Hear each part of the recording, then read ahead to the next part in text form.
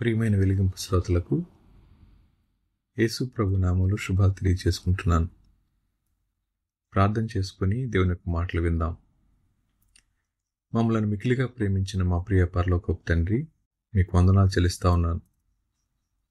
ఈ సాయంకాలపు వేళ ఈ మాటలు వింటా ఉన్న మా ప్రియ శ్రోతలందరినీ మీ చేతులకు అప్పగిస్తూ ఈ సమయాన్ని మా అందరికీ దీవెనకరంగా చేయమని యేసు ప్రభు నామములో అడిగి ప్రార్థిస్తున్నాము తండ్రి, ఆమెన్.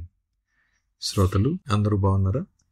ఈరోజు మనం మన చుట్టూ జరిగే సాధారణమైన పరిస్థితుల్లో, మన అనుదిన జీవితంలో తరచుగా వినే మాటలు, అవి దేవుని గురించి అయితే,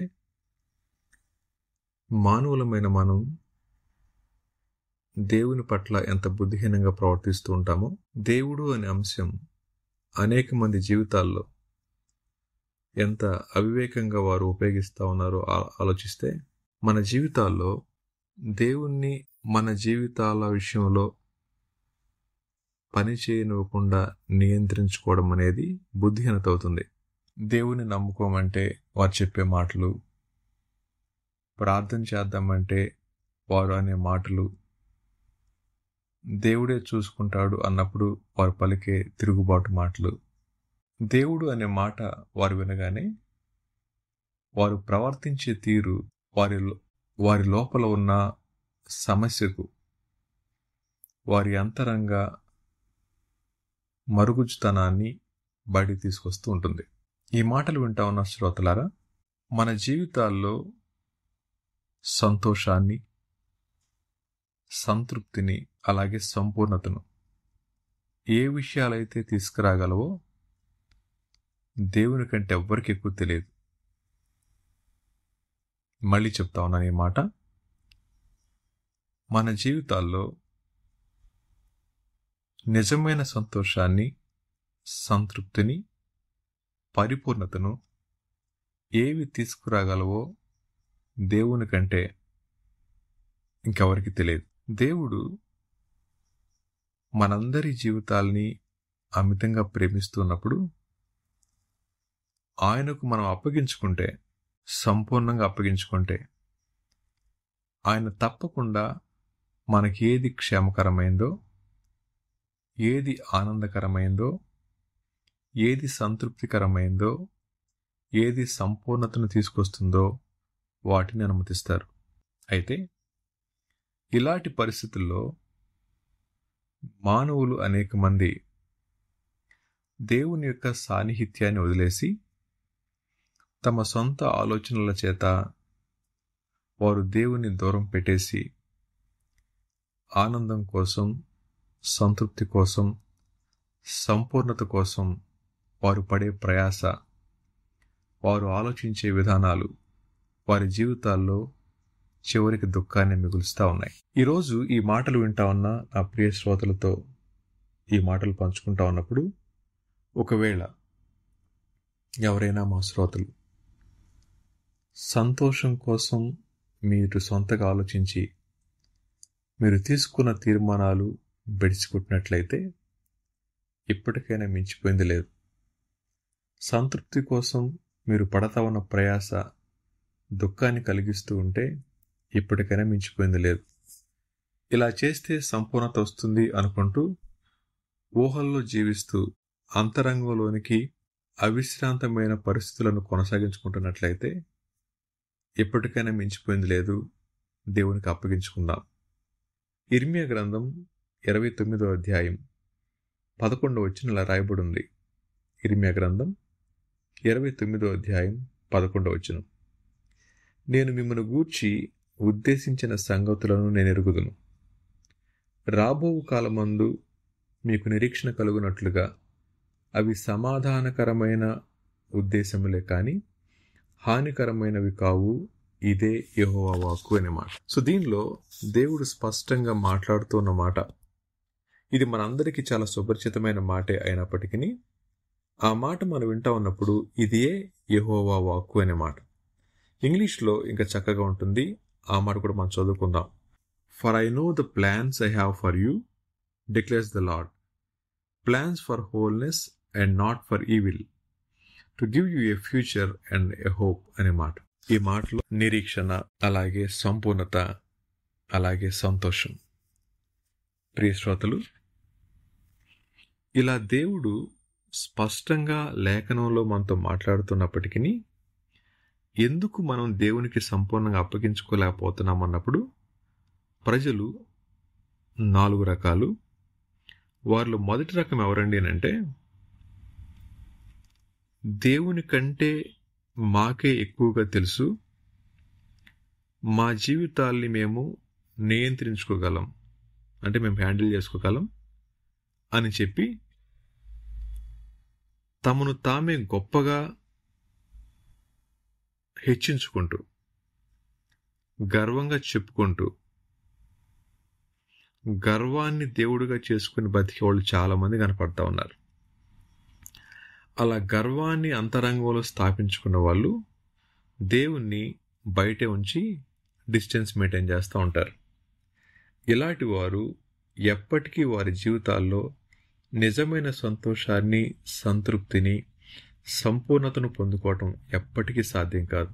ప్రియ శ్రోతలు, ఈ మాటలు వింటా ఉన్న మీరు, ఈ దినాన్న మీరు వెళుతున్నటువంటి పరిస్థితుల్లో మీరు ఎవరైనా సరే, ఇప్పటి వరకు మీరు ఆలోచించిన విధానం ఏంటంటే, నేను హ్యాండిల్ చేయగలను, నేను ఎలాగైనా సంపాదించుకోగలుగుతాను, నాకంత జ్ఞానం ఉంది అనుకున్నట్లయితే మొట్టమొదటి ప్రమాదం గర్వం మన అంతరంగాల్లో పీఠం వేసుకొని కూర్చున్నట్లే. ఇలాంటి వారు దేవుణ్ణి దూరంగా పెట్టి ఎంత ప్రయాసపడతా ఉంటారండి అంటే, జారుడు బల్ల మీద తాడు లేకుండా ప్రయత్నిస్తే ఎంతవరకు ఎక్కగలుగుతాను చెప్పండి? దాని పేరే జారుడు బల్ల. అయితే దాని మీద ప్రయాణిస్తూ ఉన్నప్పుడు ఎంతవరకు ప్రయాణించగలుగుతాం? తెలివితేటలు ఉన్నాయి, కాలు ఒకవేళ మీరు మోపు చేయొచ్చు, లేకపోతే ఇంకో రకం ప్రవర్తించవచ్చు. కానీ ఆధారం లేకుండా జారుడు బల్ల అధిరోహించడం ఎంత కష్టమో, దేవుని సహాయం లేకుండా, దేవుణ్ణి స్వీకరించకుండా ఈ జీవితంలో నిజమైన సంతోషాన్ని, సంతృప్తిని, సంపూర్ణతను సాధించుకోవటం అనేది ఎవ్వరి తరం కాదు. ఇలా చాలామంది నేటి దినాల్లో వారు కలిగిన వాటిని బట్టి అతిశయపడుతూ దేవుణ్ణి దూరంగా పెట్టి వారి జీవితాల్లో నెమ్మది, సమాధానం లేకుండా జీవిస్తూ ఉన్నారు. ఇదొక గుంపు. ప్రియ శ్రోతలు, ఒకవేళ ఈ గుంపులో మీరుంటే జాగ్రత్త, దేవుడు మీతో మాట్లాడుతూ ఉంది. ఇప్పటికైనా చేసింది చాలు, ఇకతో ఆపి నా మీద సంపూర్ణంగా అనుకోండి. మిమ్మలను గురించి నేను ఉద్దేశించిన సంగతులు నాకు తెలుసు, రాబో కాలమందు మీకు నిరీక్షణ కలుగునట్లుగా అవి సమాధానకరమైన ఉద్దేశములే కానీ హానికరములైనవి కావు అని యెహోవా చెప్తా ఉన్నాడు. దేవుడు మనతో మాట్లాడుతూ ఉంది, మీ పట్ల నాకు ఒక ప్లాన్ ఉంది. ఆ ప్లాన్ మీకు క్షేమాన్ని కలిగించేదే కానీ హాని కలిగించేది కాదు. ఇంకెవరు చెప్తారు చెప్పండి అలాగా? శ్రోతలు, ఈ మాట మీరు తీసుకోగలుగుతా ఉన్నారా? దేవుణ్ణి ఎంత దూరంగా పెట్టారు చెప్పండి? దేవుణ్ణి దూరంగా ఉంచి మనమేమి సాధించలేం. ఇది మొదటి మాట. సో రెండవదిగా, కొంతమంది దేవునికి ఎందుకు అప్పగించుకోరండి అంటే కొన్ని భయాలు ఉంటాయి వారిలో. వాళ్ళు ఏమని ఆలోచిస్తూ ఉంటారు, ఇప్పుడు దేవునికి అప్పగించేసుకుంటే ఆయన కంప్లీట్గా నన్ను కంట్రోల్లో తీసేసుకుంటాడు, ఆ తర్వాత ఆయన నా జీవితాన్ని నరకప్రాయం చేస్తాడు, ఆ తర్వాత లోకమంతా సంతోషంగా ఉంటుంది, నేను ఒక్కదాన్నే ఇలా ఏమీ చేతగాని వాళ్ళ కూర్చోవాలి, ఇది నాకు ఇష్టం లేదు, కాబట్టి నాకు దేవుడు అక్కర్లేదు అని చెప్పి దూరం కూర్చుంటూ ఉంటారు. శ్రోతలు, ఒకవేళ భయమే కనుక మీ అంతరంగాల్ని ఆక్రమించుకుంటే, ప్రభు ఈ దినాన్ని మీతో మాట్లాడుతూ ఉంది, మీ గురించి నాకు కొన్ని ప్లాన్స్ ఉన్నాయి, అవి మీకు క్షేమాన్ని కలిగించేవి అనే మాట. సమస్త సృష్టిని నోటి మాటతో చేసిన ప్రభు ఆ సృష్టిని గురించి మనల్ని ఆలోచించమని చెప్పినప్పుడు, అలా ఆలోచించడం మొదలుపెట్టిన వారిలో చాలామంది శాస్త్రవేత్తలు చెప్పిన మాట, వారికి ఉన్నటువంటి ఇంటెలిజెంట్ క్వశ్చన్స్, ఐక్యూ అంటారు, దానిలో బాగా ఉపయోగించిన వాడు ఐన్స్టీన్ గారు. అయితే ఆయన ఉపయోగించుకున్నది నాకు ఇది కరెక్ట్గా తెలియదు, కానీ ఒకవేళ 10% ఆర్ 20% అనుకుందాం. 10% ఆర్ 20% ఉపయోగిస్తేనే ఆయన ప్రపంచ మేధావి అయితే, మరి మిగిలిన 90% లేదా మిగిలిన 80% తెలిస్తే? ఈ దినాన్న మన జీవితాల్లో మనం బాగా కష్టపడగలుగుతాం, బాగా పని చేస్తాం, బాగా సంపాదించుకుంటాం, బాగా సంబంధాలు పెట్టుకుంటాం. ఇవేవి కూడా దేవునికి దూరంగా మన హృదయాల్లో సంతోషాన్ని ఇవ్వలేవు. శ్రోతలు, ఒకవేళ దేవునికి అప్పగించుకుంటే పాపాన్ని విడిచిపెట్టాలి, లోకానికి దూరంగా ఉండాలి, లేదా లోక స్నేహాలకు దూరంగా ఉండాలి. అలా దూరం అయిపోతే లోకం మనల్ని చిన్నచూపు చూస్తుంది, ఎగతాళి చేస్తారు, సమాజంలో విలువ ఉండదు. ఈ దినాన మనం బ్రతకాలంటే ఇవన్నీ సహజం అనుకుంటూ చాలామంది లోక భయాల చేత దేవుని యొక్క ఉద్దేశాలు వారి జీవితాల్లో జరగకుండా అడ్డుకుంటూ ఉంటారు. ఒకవేళ ఈ కేటగిరీలో మీరు ఉన్నట్లయితే ఎప్పటికైనా మించిపోయింది లేదు. ఆ భయాన్ని విడిచిపెట్టి ధైర్యంగా ప్రభుకు అప్పగించుకోండి. ఇక మూడో వాళ్ళు ఎవరండి అంటే, దేవునికి అప్పగించుకోలేకపోవటం గల కారణం సాతాను చెప్పేటటువంటి అబద్ధాలను నమ్మడం. వాళ్ళు ఏమని చెప్తారండి అంటే, మరీ అంత జడ్జిమెంటల్గా ఉండకూడదు బ్రదర్, ఉండకూడదు సిస్టర్. ఒకవేళ అంత జడ్జిమెంటల్గా ఉంటే బతకడం కష్టం. కాబట్టి మిస్టేక్స్ జరుగుతాయి, చూసి చూడనట్లు వెళ్ళిపోవాలి, అంతేకాని మరీ అంత భక్తి పనికిరాదండి. భక్తి చేయొచ్చు కానీ అంత మూఢభక్తి ఉండకూడదండి అంటూ వాళ్ళు దేవుణ్ణి వెంబడించే వారికి పెట్టే పేర్లు మూఢభక్తులని ఇలా అంటూ ఉంటారు. వీళ్ళందరూ కూడా సాతాను యొక్క అబద్ధాలు నమ్ముతూ ఉంటారు. ఏంటండి అంటే, మీకు తెలుసు, ఏదైనా వనంలో అపవాది చెప్పిన మాట అది చూపులకు రమ్యమైనది. ఆ మాట మనం వినగానే అబ్బా అనుకుంటాం కదా. ఆ మాట విన్నప్పుడు మరి అవ్వమ్మ గారు ఏమనుకున్నారో మనకు తెలియదు, కానీ వారు చెప్పిన మాట ఇది చూపులకు రమ్యమైనది అనే మాట.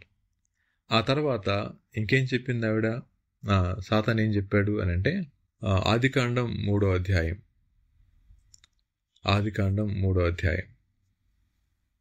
ఇలా చెప్తా ఉన్నారు.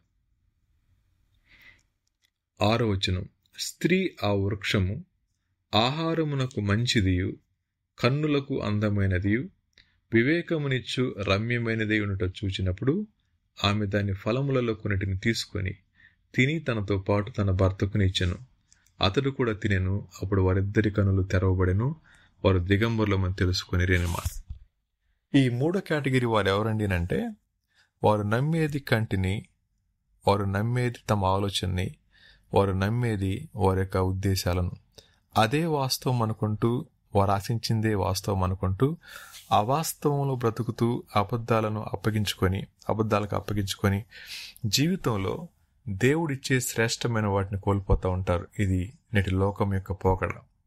సో లోకం ఎటువైపు ప్రయాణిస్తుందండి అంటే, సాతాను యొక్క అబద్ధాలను నమ్మినంత సులువుగా దేవుని యొక్క ప్రేమ కలిగిన వాకులు వినలేకపోతా ఉన్నారు.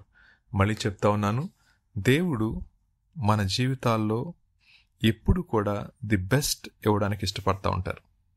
అయితే ఇది కొన్నిసార్లు మనం ఆశించిన విధంగా ఉండకపోవచ్చేమో, కానీ గుర్తుపెట్టుకోండి, దేవుడు సమస్తాన్ని సమకూర్చి మన మేలు కోసం జరిగించేటువంటి గొప్ప దేవుడు ఆయన. అయితే కొన్నిసార్లు మనం తప్పుగా అర్థం చేసుకోవడాన్ని బట్టి, అది గర్వం చేత నాకు అన్నీ తెలుసు అనుకొని కానీ, భయం చేత అమ్మో అప్పగించుకుంటే మౌనంగా ఉండాలనేమో కానీ, లేదా సాతాను యొక్క అబద్ధాలను నమ్మి నిజమే కదా, ఒకవేళ ఇలా ఉంటే ఇంకేం ఆనందం ఉంటుందని చెప్పి లోకం వెంట పరిగెడతా ఉన్నారేమో. శ్రోతలు, ఆగి ఆలోచించండి. దేవుని యొక్క ఉద్దేశాలే మన జీవితాల్లో జరుగుతూ ఉన్నాయా? అవి జరగకపోవడానికి దేవునికి మనకి మధ్య పాపం అడ్డుగా నిలిచింది. ఆ పాపము యొక్క ప్రమేయాన్ని బట్టి అనేక మంది సృష్టికర్త అయిన దేవుని యొక్క మాటను కూడా వారు విస్మరిస్తున్నారు, కానీ ఆ మాట మీద అనుకోలేకపోతా ఉన్నారు. ఇంతకీ 4వ కేటగిరీ చెప్పలేదు కదూ. ఈ 4వ కేటగిరీ ఎవరో తెలుసా అండి? రోమిలకు రాసిన పత్రిక 8వ అధ్యాయం 32 ప్రకారం సమస్తము సమకూడి నా దేవుడు మేలుకే జరిగిస్తాడు అనుకుంటూ గర్వోష్ఠులు కాక, భయస్థులు కాక, అపవాది యొక్క అబద్ధాలను నమ్మక, కేవలం దేవుని యొక్క వాక్యం మీద మాత్రమే మనసు పెట్టుకొని సంపూర్ణంగా ఆయన చిత్తానికి అప్పగించుకునేవారు. శ్రోతలు, ఎక్కడున్నారు మీరు? ఏ పరిస్థితుల్లో ఉన్నారు చెప్పండి. ఈ దినాన్న ఈ మాటలు వింటా ఉన్నప్పుడు ఒకవేళ మీ అంతరంగాల్లో బాధ కలగొచ్చేమో, కానీ దేవుని యొక్క మాటకు అప్పగించుకున్నప్పుడు రాబోయే దినాల్లో అవి మీకు క్షేమకరములైనవే కానీ హానికరములైనవి కావు అన్నమాట మీరు గుర్తుపెట్టుకొని కొంచెం సమయం తీసుకొని ఇదే మాటను ఆలోచిస్తూ తిరిగి మళ్ళా దేవుని యొక్క సన్నిధిలో సమాధాన పడాలని కోరుకుంటా ఉన్నాను. శ్రోతలు, దేవుణ్ణి మన జీవితాల్లో పనిచేయనీయకుండా నియంత్రించడం అనేది అవివేకం. దేవుని రెసిస్ట్ చేయడం అనేది ఫూలిష్నెస్తో సమానం. దేవునికి వేరుగా మనమేమీ చేయలేం, అది శూన్యం. అలాంటి నిస్సారమైన జీవితాన్ని జీవించడం కంటే ఆయనకు అప్పగించుకొని సారవంతమైన జీవితం జీవించడం క్షేమకరమైంది. అలా ఆలోచిస్తారని ఆశిస్తూ ఈ మాటలు ముగిస్తా ఉన్నాను. తిరిగి మరొక వారం మళ్ళీ కలుసుకునే పర్యంతం దేవుడు మనందరికీ తోడుగా ఉండునుగాక. ఆమేన్.